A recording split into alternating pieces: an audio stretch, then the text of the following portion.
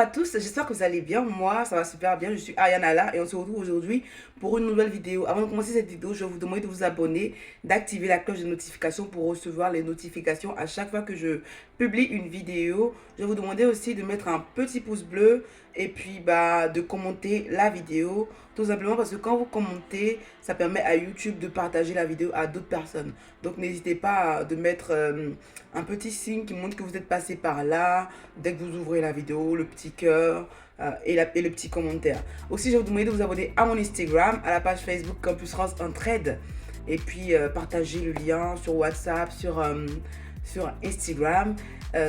Taguez-moi quand vous partagez sur Instagram. Ça me fait plaisir. Je vais vous reposter tout simplement. Alors aujourd'hui, on va parler de l'entretien pédagogique. Je vais vous donner des questions qui ont été posées à l'entretien cette année. C'est-à-dire que ces questions, elles sont toutes fraîches. Vous êtes susceptible de les rencontrer à l'entretien cette année, puisqu'elles ont été posées cette année. J'ai quelques additifs à faire en ce qui concerne l'entretien. Petite information. Dès lors que vous avez soumis votre dossier, dès lors que vous avez payé la somme due, dites-vous qu'à tout moment, vous pouvez passer l'entretien. Dès que tu payes ta somme, sache que tu dois être prêt dans la tête. Tu dois être préparé à l'entretien. Parce que l'entretien se prépare tout simplement. Cette procédure Campus France, certes, elle part d'un rêve, on va dire, mais il y a de l'argent que vous y mettez. Donc, je vous dis tout le temps, dès lors que tu y mets de l'argent, prends cela au sérieux, prépare cela avec sérieux. Donc, quand tu payes ton argent, sois prêt pour l'entretien. Pourquoi je te le dis ? Parce que certains abonnés se sont vus contactés par Campus France au téléphone. Allô monsieur, tel, est-ce que vous êtes disponible demain pour passer l'entretien?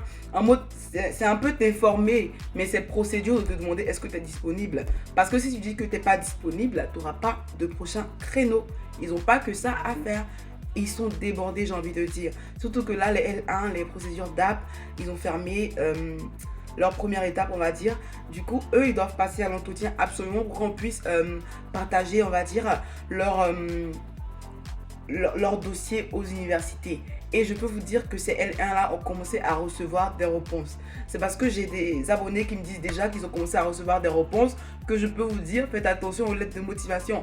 Parce que les motifs de refus qui reviennent, je ne les ai pas vus dans le passé. Ça peut être de nouveaux motifs de refus, mais ça peut être tout simplement que les universités ont alourdi on va dire, leurs critères. Les universités ont alourdi le fait de rentrer dans leur sein. Il faut que je sois plus costaud, on va dire, intellectuellement parlant. Donc, je ferme cette parenthèse. Aujourd'hui, je vais vous donner une liste de questions qui reviennent à l'entretien.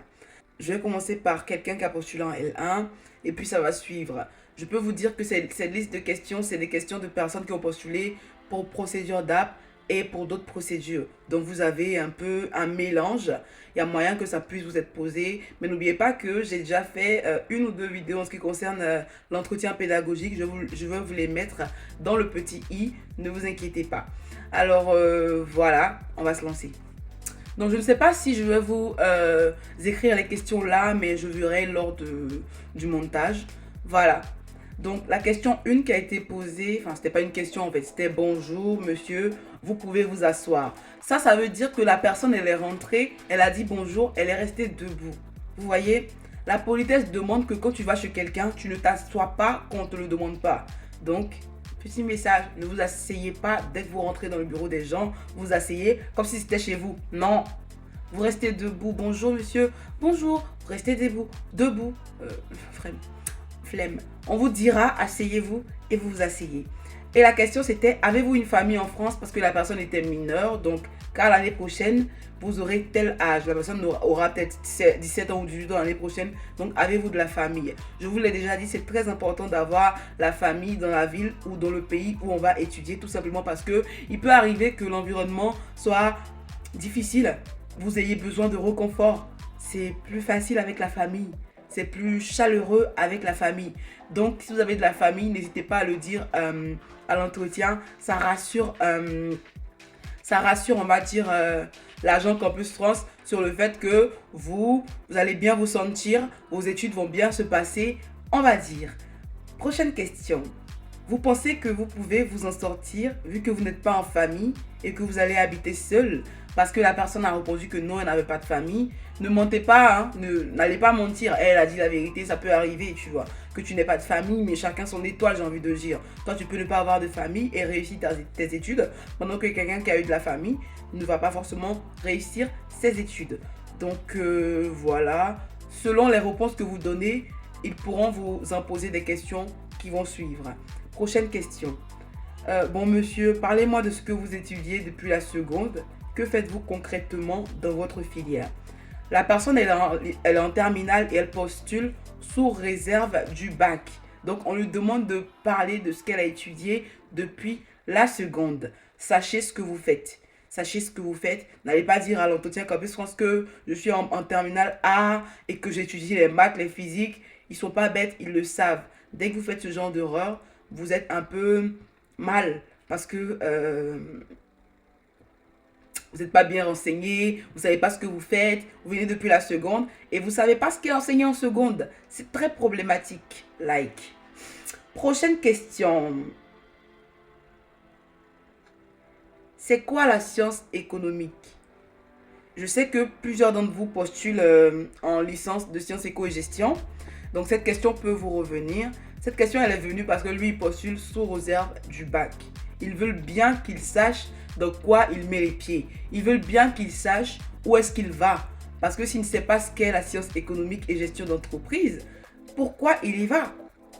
Ils ne veulent pas qu'il fasse un mauvais choix de licence pour ensuite abandonner. Parce que je tiens à vous rappeler, plusieurs personnes abandonnent dès la licence 1. Quand moi, je postulais pour la première fois à Campus 30, je n'étais pas super informée sur la science économique. Et j'ai échoué à l'entretien. Je vous l'ai dit, non? Voilà, l'entretien peut te faire échouer parce qu'il y a un avis SCAC derrière. Donc lui, j'imagine qu'il savait parce que quand il me parlait, il avait de l'assurance et tout. Donc on lui a posé cette question tout simplement parce qu'il postulait en terminale. Voilà. Et la prochaine question, on lui a demandé, donc vous postulez en telle filière et vous aviez vérifié le contenu. On lui demande s'il a vérifié le contenu de la filière. La question de est-ce que vous avez vérifié le contenu de la filière, on peut la reformuler en quelles matières sont enseignées en sciences éco et gestion d'entreprise. Dès la licence 1, quelles matières sont enseignées en sciences économiques et gestion d'entreprise? Moi, quand j'ai fait ma licence 1 en sciences éco, on avait des matières telles que, on les appelait pas mathématiques, c'était microéconomie, macroéconomie. Je crois que ça même, je les ai eu au second semestre. J'avais langue française, quelque chose comme langue française approfondie pour que tu aies encore les bases qui sont encore appuyées. On avait de l'informatique, on avait de l'anglais, on avait de la comptabilité, je crois, au second semestre. Tout ce qui était compta, macro, micro, c'était second semestre, mais le premier semestre, c'était études quantitatives. Là-bas, on étudiait les dérivés, on se remémorait les équations. Donc, allez vérifier sur Internet quelles sont les matières qui sont enseignées dans vos filières, tout simplement pour ne pas être bloqué à ce genre de questions, parce que c'est des questions bonus, j'ai envie de dire, on peut les avoir facilement. Voilà.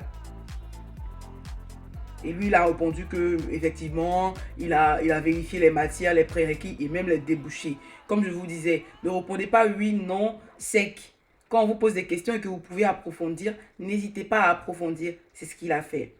Donc là, le téléphone de la femme a sonné et du coup, elle est sortie. Et ensuite, elle est revenue, elle a demandé où est-ce qu'ils en étaient.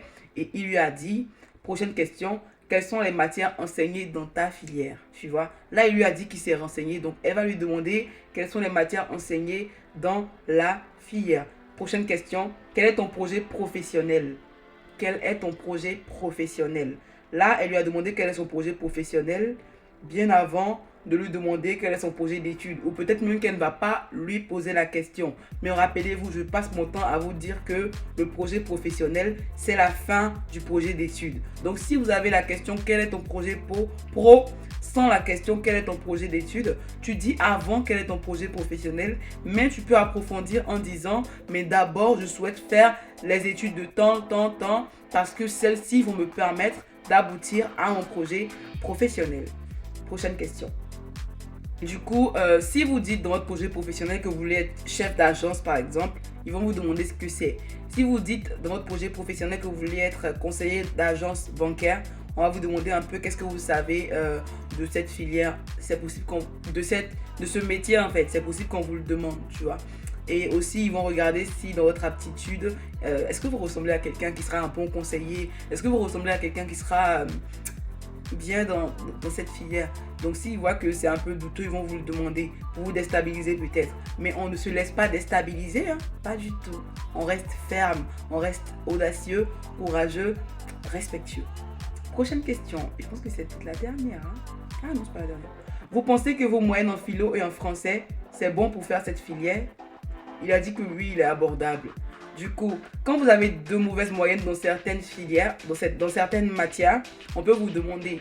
Donc, pour les personnes qui ont une 9 dans une matière et qu'on leur demande, n'hésitez pas à dire pourquoi vous avez eu le 9.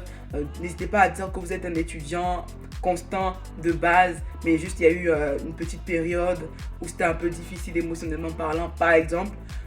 Et que c'est pour ça que vous avez eu ces notes, mais que vous en avez conscience et que vous vous relevez au fur et à mesure.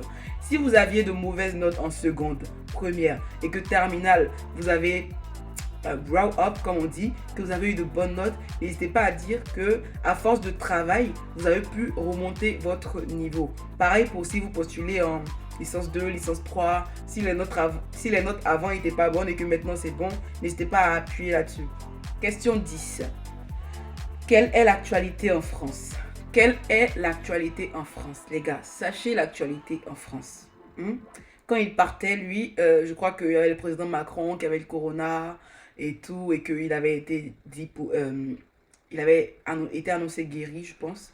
Mais lui, il avait seulement dit que le président avait eu le corona et tout, et que c'est le Covid qui est vraiment d'actualité, tu vois. Mais, petite astuce. Si tu pars postuler en année, si tu postules dans une filière économique,